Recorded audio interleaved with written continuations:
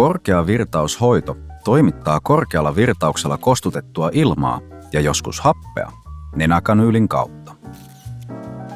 Korkeavirtaushoitoon liittyy muutamia tärkeitä mekanismeja. Kuolleen tilan vähentäminen on ominaista tälle hoidolle ja ehkä vähiten ymmärrettyä. Kuollut tila on se osa potilaan hengitystä, joka ei osallistu kaasujen vaihtoon.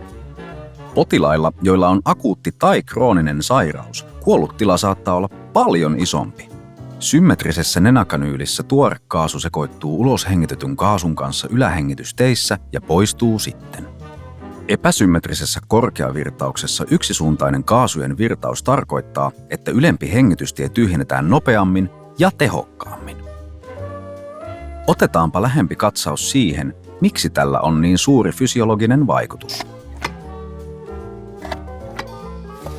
Korkeavirtaushoitoa saavalle potilaalle jatkuva virtaus vähentää kuollutta tilaa ja johtaa vähentyneeseen hiilidioksidin uudelleen hengittämiseen.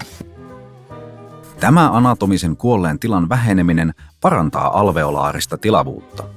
Hiilidioksidin suurempi poistuma tarkoittaa siis, että enemmän tuoretta kaasua on vapaana osallistumaan kaasujen vaihtoon. Parempi kaasujen vaihto tarkoittaa, että potilas tarvitsee vähemmän hengenvetoja täyttääkseen hengitystarpeensa. Potilaallesi tämä tarkoittaa vähentynyttä hengitystiheyttä, mikä vähentää hengitystyötä.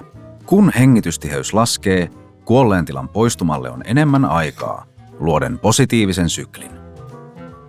Tässä positiivisessa palautesyklissä vaikutukset yhdistyvät jokaisella hengenvedolla. Pienelläkin kuolleen tilan vähentämisellä on suuri merkitys hengitystiheyteen. Missä oletkin, ketä hoidatkin, tee virtauksestasi merkittävä.